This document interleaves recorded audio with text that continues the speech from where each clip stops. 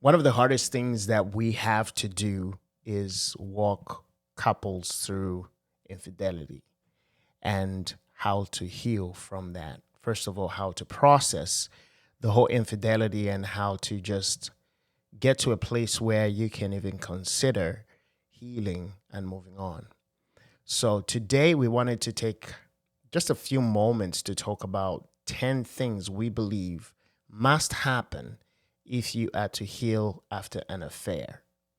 And I know sometimes I think we have talked about this topic one way or another, and it might sound like it's ad nauseum, especially if you're following our channel. But it goes just to the gravity of the issue and the prevalence of the issue. And we just wanted to take some time to just kind of dive deep and talk about these 10 must go through processes. I don't know if you have anything to add to that before we jump in, honey. No. All right. The gravity, the weight is heavy. So, I know. you already talked about it. And I think that it's really a process. It is. Process takes time. And just as grief, it's grief in one way. It's not grief of losing a loved one, but it is a grief of losing a loved one, really. So, or losing a reality that you thought was your life. All right, so let's jump into the first thing we believe that you should really do if you have just gone through an affair. Your spouse has just gone through an affair you've just found out. The first thing you want to do is not to jump to easy answers. Yeah. Right? Yeah, so like I said, you need to process. Mm-hmm. So before declaring, I still love them, you want to say la, you want to take a pause. You need to feel what is really there. You need to feel the anger. You need to feel the confusion. You need to let yourself feel the heartbreak and not live in denial. Yeah. Yeah.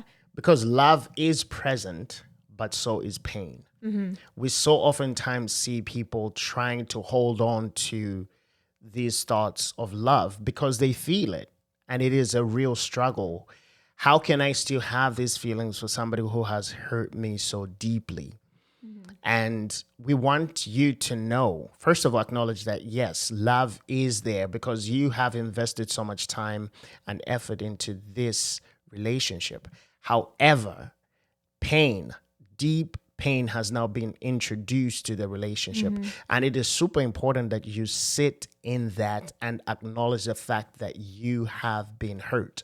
So while the easy thing or the thing that you think you have to do is declare your fidelity and love for the person who's hurt you, don't rush for the easy answers. Sit in that pain, acknowledge that pain, feel that pain, because if you bury it, the road to recovery and healing becomes very hard. Yeah, like I said, don't live in denial. Mm-hmm.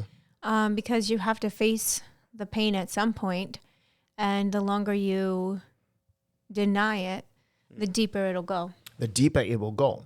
So that's the first thing. Don't settle for easy answers. Don't jump to easy answers. The second thing you want to do is look at the bigger picture. Mm-hmm. Set things in context. Because affairs don't happen in a vacuum. Mm-hmm. Trace the story. Were there cracks before the break? Did anything feel off? Get honest about the full context, and that helps you to rewrite history, to stop rewriting history, and to start reclaiming your future. Because you can't live in the past forever. No, you can't. Rewriting the story, shoulda, coulda, wouldas. But you do want to come to a place where you can heal and reclaim what lies ahead. Exactly. And yes, I think one of the dangers we see with this step really is somebody rushing quickly to blaming themselves. What did I not do as a spouse that caused my spouse to step out of this relationship and go and seek satisfaction and gratification somewhere else? there could be some validity to that kind of introspection. And I think there is. But I think many people rush to that introspection without really tracing the history of the story. Are there things that were happening that I missed? Was my spouse drifting way before I realized it? So before I take any responsibility for my part in this infidelity, I need to put things in perspective and see where I missed the signs. Because when you start looking at your relationship from that lens, you begin to connect the dots and add context to the infidelity.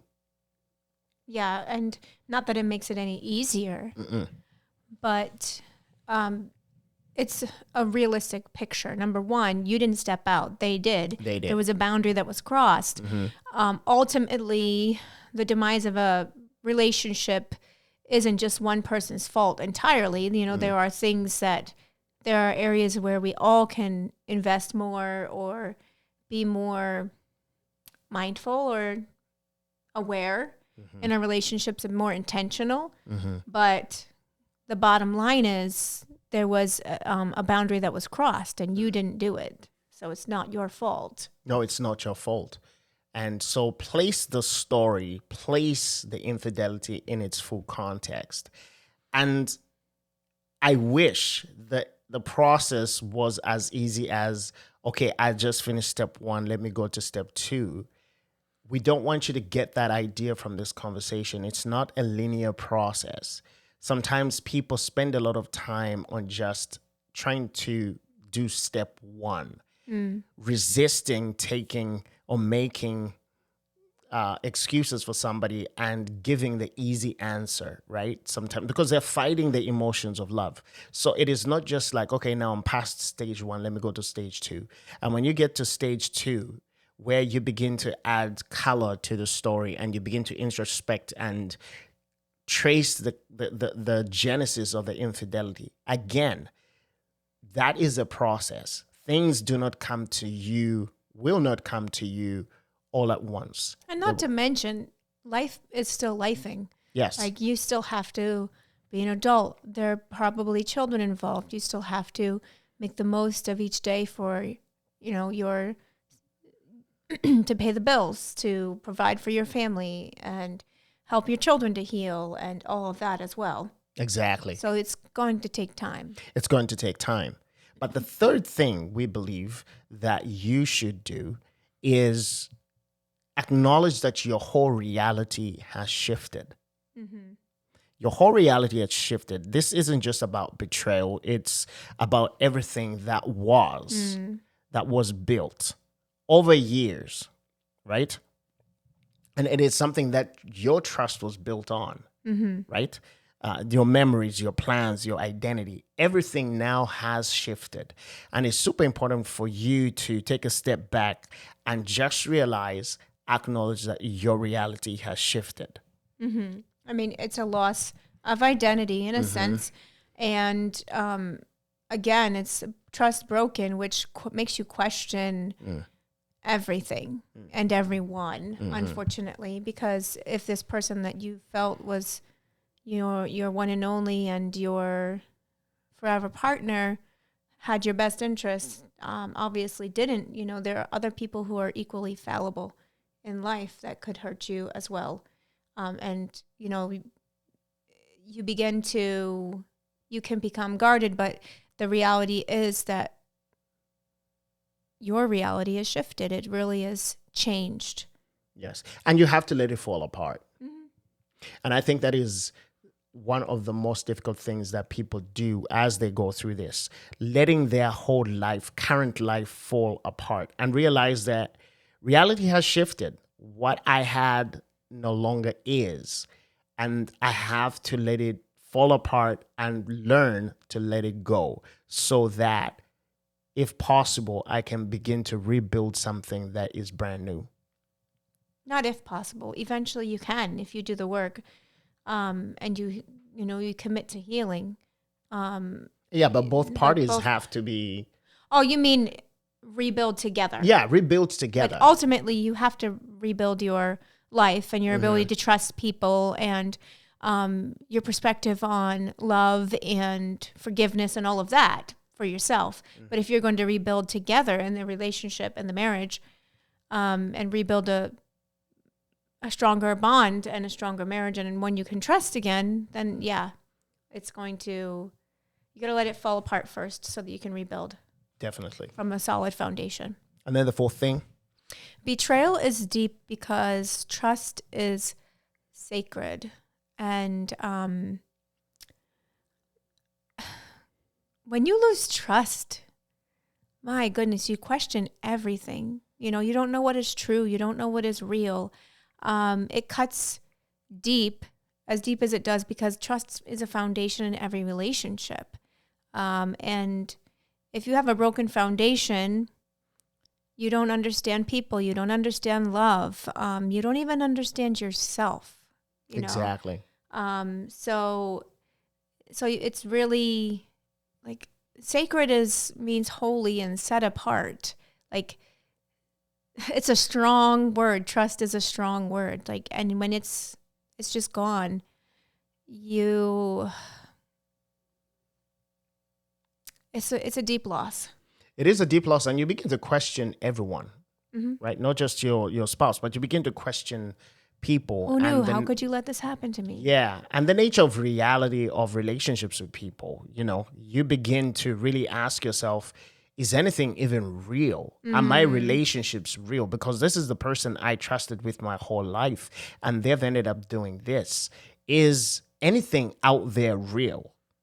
And this is not about being dramatic. This is the fact that this has impacted you in a very, very real way. And it's okay to sit in this doubt. It's okay to sit in the pain.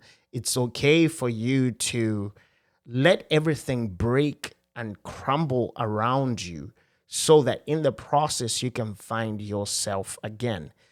But you have to acknowledge that trust has been broken because it is a sacred thing, right? And this has hit your heart and it has hit deep.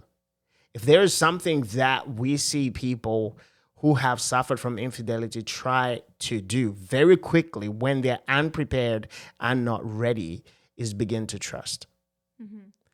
As much as they want to get, and I think one of the reasons is that people are trying so hard to get back to what was, not realizing that what was no longer is, and therefore they have to rebuild something new. Yeah, it was dramatic. It had real impact. This revelation that you were living a lie. And as the drama unfolds, it needs to really unfold the whole story. And it's going to have an impact and a ripple effect in your entire life. So you have to let it play out. You have to deal with the emotions as they come, and not try to gloss over that loss of trust. Not try to gloss over it. It's really, okay, like, invest in the healing so that you can invest in building a new foundation. Exactly. And then the fifth thing that you should do, we believe, is ask yourself the hard questions. Ask yourself the hard questions. What did I tolerate? Right? What did I ignore? Those are hard questions for you. All right? Where did I stay silent when something didn't feel right? It's not about blaming yourself again, but it's about getting clarity. It's about the bigger picture, and you really can't grow from what you won't look at, what you won't acknowledge. Yeah, and it's not about beating yourself up. It's not about self-blame and self-pity. It's really just looking at yourself objectively and say, were there things that were happening that I turned a blind eye to and should have confronted and or reinforced boundaries around our relationship? You know, because you can't grow from what you won't look at. You can't grow from what you can't confront, right? In order for you to conquer, you have to confront. And yes, confronting your cheating spouse, that is part of the process. But confronting yourself is also a very big part of that process. And asking some of these hard questions and many others will help you gain that perspective and help you to begin healing. Yeah. Go ahead. And the truth has to come out. That's like point number 6. The truth has to come out. So if there's any chance of you personally moving forward, instead of living in the drama of what happened to you and that becoming your identity, the truth has to come out for you separately and then together, because the whole truth has to be named. You have to deal with it all, because half-truth won't heal. Either you personally, your broken heart, or a relationship that is broken that you want to repair. You both need the courage to say the hard things and to really listen to each other. Exactly. And the other thing too, and I've talked about this before, I advise men to not rush to telling their spouses about their infidelity. Because usually what happens is,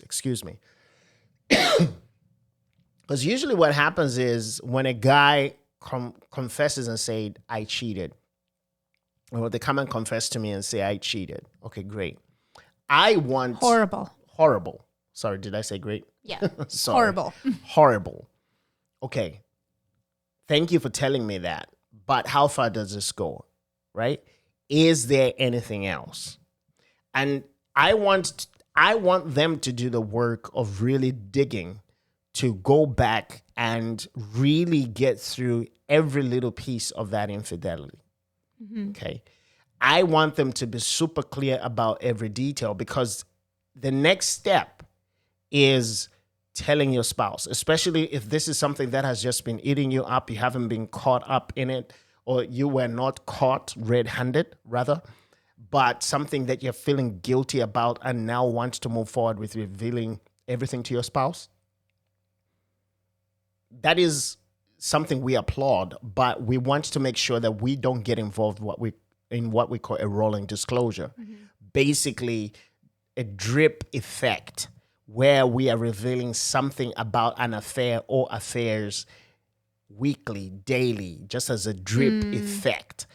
That causes so much pain and prolongs the healing process. In fact, I have seen it shatter possibilities of healing for a relationship, because the one spouse was not upfront with every piece of detail concerning their infidelity. And then a new detail emerges, and then you're right back at square one. Exactly. And for both parties, the one is like anxiety ridden, and the trust is eroded even more if it could be. But then the spouse who's been revealing and trying to move forward also is like, not this place again. Not this place. What else is there? Right? Yeah. What else? What other shoe is about to drop? Right? Again, because you rushed to telling your spouse when you yourself were not ready or was not ready to reveal everything. So I would rather that you take your time unpacking your infidelity and starting to do some of this introspection and trying to trace where you yourself went wrong, so that when you go to your spouse, you can reveal everything. It hurts. It's an avalanche of pain, but that is way better than a drip effect over time. All right. So that is what we advocate for. Then the 7th thing is this: forgiveness isn't cheap. We want you to remember that. Forgiveness isn't cheap. Real forgiveness comes after real transformation has taken place. Your spouse, the one that you betrayed, has to begin seeing progress. If you are the spouse that was betrayed, you need to see tangible transformation in the other person, in your spouse, for you to get to deeper levels of forgiveness. Because I do believe that there are levels of forgiveness. I can forgive at one level, but surface level, but that deep forgiveness that enables me to look at my spouse with different eyes and give them a second chance, a real second chance, that takes time. Right, because forgiveness doesn't always equal reconciliation. Exactly. It doesn't always mean you're going to get a restored relationship. And if that is the goal, then you have to be fully aware that there's going to be a lot of rebuilding of trust, and forgiveness is going to take time. Exactly. Forgiveness is a choice, but reconciliation is really dependent on the transformation that happens. Yes. From the person who has broken the trust. Yes. Are they committed to change? Are they committed to grow? Are they committed to healing and helping the betrayed partner heal, so that you can get to a place of restoration? Exactly. And you cannot rush the healing process. You cannot rush forgiveness. You cannot demand forgiveness. Right. That is important for you to remember if you're the cheating spouse. You cannot demand to say, forgive me already. Move on already. Right. Get over it already. You cannot do that because you are not the injured party. You're the perpetrator of the pain in this case. And you have to allow your partner to go through their own process and forgive. No matter how much you wish for them to forgive you immediately, it will not happen. It has to happen on their timeline, not on yours. Right. And forgiveness comes from the price of forgiveness is, let's just say humility is necessary in order for forgiveness. Somebody can forgive somebody, but in terms of reconciliation, transformation, all of that, the betraying partner has to be humble. Yes. And you have to be willing to be to acknowledge and accept responsibility for what he or she has done. And like you said, there's no demanding of forgiveness. No, there is a place of humility. You know you were wrong. You know that there is some shame and there is some wrongdoing. There's some humility that has to be in your heart, remorse. You have to have take a different posture. Exactly. You cannot come to this conversation with a proud heart. Yeah. You just can't. All right. Then the eighth thing is this. Trust. Oh, sorry. The ninth. Is it the ninth? Is it the eighth? Mm-hmm. Trust must be rebuilt. It cannot be assumed. Mm-hmm. It kind of ties into what we've just talked about. You don't trust. You don't just trust again.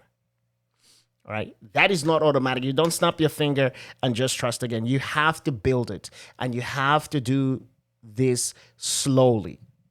You have to realize that for yourself as the injured party and your spouse who has cheated on you has to realize that trust, just like forgiveness, will take time to rebuild.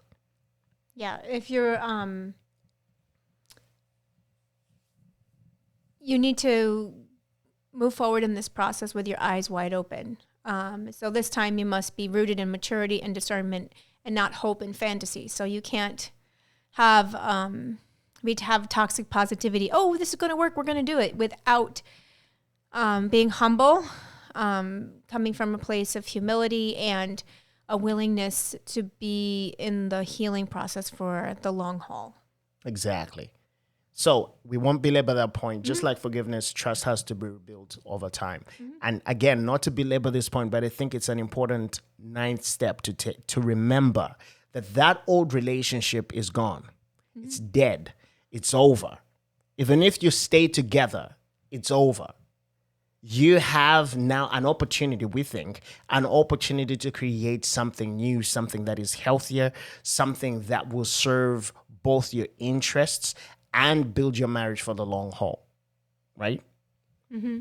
Yeah, I mean, if you're trying to go back, it's only going to break you further. It's only going to get to the place where trying to go back without changing habits, without changing boundaries, without changing the rules of engagement around your relationship, communication, connection, all of that, without healing, without real truth, clarity, and new expectations, there's no way to move forward. You have to have you have to start fresh with truth, with clarity, and you have to have new expectations. And that last piece of new expectations is super important. If we are building a brand new relationship, what are the boundaries going to be? What are the expectations I have of you, and what expectations do you have of me? And how are we going to hold each other accountable to these expectations and boundaries? You're building something that is brand new. And this is our hope, that though you have experienced infidelity, though there has been an affair in your life, our hope is that you get to this place, step number 9, where you're saying the old relationship is gone, it's dead, but we are committed to building something that is brand new. And we are setting new expectations, we're setting new boundaries, and we have clarity about what we want for our marriage. And this is our vision going forward. This is the place where we rejoice to see people be. But we will tell you, it's not easy to get to this place if you haven't done the other 8 things. The other 8 things are super important to this process in order to get to this place. Right. I mean, like I said, the next point talks about don't fake being okay. Don't live in denial. We said that from the beginning. You don't need to be, for the person who was betrayed, you don't need to be the bigger person. You need to be honest. Your rage, your anger, your feelings of disinterest at times. You need to be honest. They are valid. They are valid feelings. So the heartbreak that you went through is real, and it's something that you'll continue to go through, even as you continue to heal.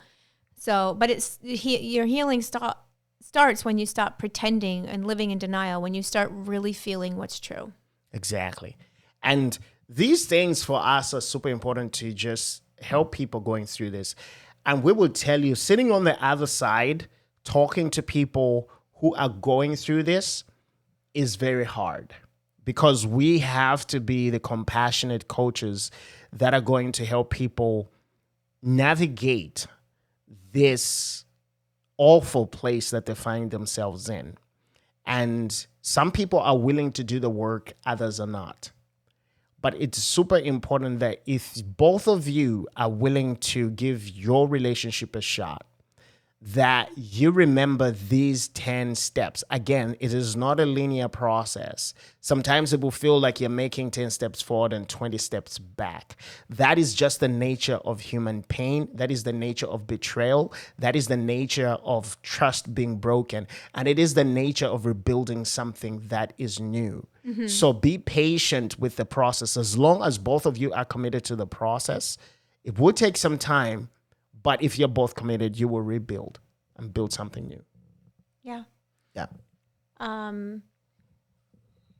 Before you say your final words. Okay, go ahead. All right, go ahead. Again, we are hope mongers. And the first piece of hope is that this heartbreak is not the end of your life. No, it's not. It is not the end of your story. It is not the end of good things for you as somebody who's been betrayed. Honestly, when we take the perspective of learning from everything, we can commit to being to growth and use this as a launching pad for deeper, healthier relationships all around, whether they be romantic or just everyday life. But there is always hope for you to continue living a full life. Your identity may have been wrapped up in your partnership, your marriage, or being a wife, or being a husband, or being a father, or a specific family that looked like picture perfect. But the reality is you can rebuild, and your identity doesn't have to be found in those roles. You can find wholeness again. Exactly. And I think, honey, you've wrapped it up so perfectly. And we always have hope for people that are willing to put in the work. And also realize, unfortunately, we don't want to think about this as people that are helping people get through this process. But if one of the partners is not willing to work through this, we have to be okay with one walking away. I just want you to think about that. We don't want relationships to break up. We don't want marriages to break up. But it takes two to tangle. And if it is only one of you willing to put in the work and the other is not, maybe the best thing that you do is separate so that the other person can gain some perspective, hopefully come back to the table where they say, I want to work on this. Because again, you cannot force the other person to, one, acknowledge their wrongdoing. And number two, you cannot force the other person to heal. Right? Right. And so... And you can't expect somebody to constantly go through a place of betrayal after betrayal after betrayal and heartbreak after heartbreak after heartbreak if you're not willing to invest in the healing process. Exactly. And with that said, my friends, that is the episode for today. And we have so many resources for you, so many conversations that we've had around building healthy relationships. You can find them all on this channel. We have talked about just things that we believe help build strong marriages and strong relationships. So take some time and watch this next video. Otherwise, we will see you right back here next time. Have a great one. Bye-bye. Bye.